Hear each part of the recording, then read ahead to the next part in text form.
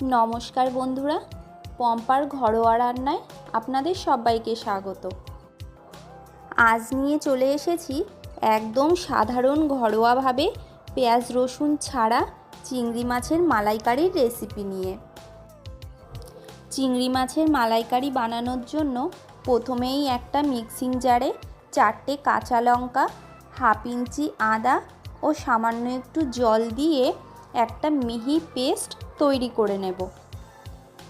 এদিকে আমি 250 গ্রাম চিংড়ি মাছ কেটে ধুয়ে পরিষ্কার করে নিয়েছি। চিংড়ি মাছগুলোতে লবণ ও হলুদ দিয়ে ভালো করে মেখে নেব।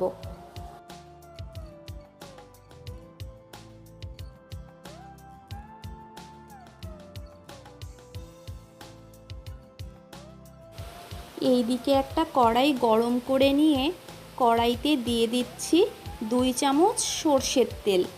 তেলটা গরম হয়ে গেলে সব চিংড়ি মাছগুলো ভেজে নেব। মাছগুলো খুব বেশি ভাজবো না, মাছগুলো একদম হালকা করে ভেজে তুলে নিচ্ছি।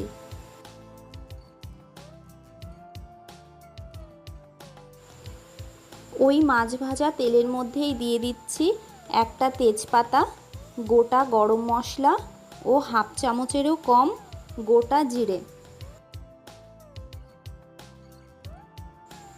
ফোড়নটাকে 30 সেকেন্ড মতন ভেজে নিয়ে এর মধ্যে দিয়ে দিচ্ছি আগে থেকে পেস্ট করা আদা ও কাঁচা লঙ্কা।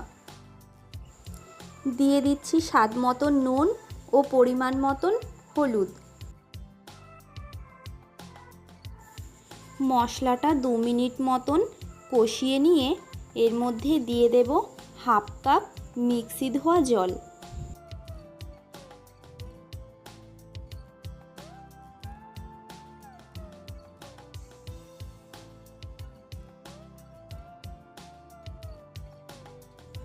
জলটা ভালো করে ফুটে আসলে এর মধ্যে দিয়ে দিচ্ছি আগে থেকে ভেজে রাখা চিংড়ি মাছগুলো।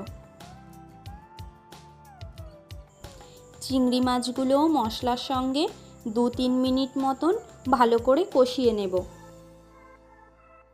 কষানো হয়ে গেলে এর মধ্যে দিয়ে দেব 2 কাপ মতন নারকেলের দুধ।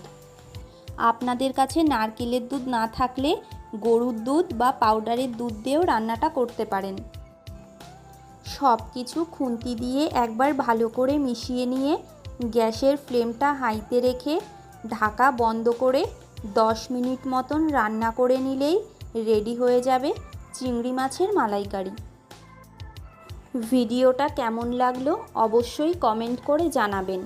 ভালো লাগলে ভিডিওতে একটা লাইক করে চ্যানেলটাকে সাবস্ক্রাইব করে পাশে থাকার অনুরোধ রইল। দেখা হবে অন্য কোনো রান্নার রেসিপি নিয়ে। ভালো থাকবেন, সুস্থ থাকবেন।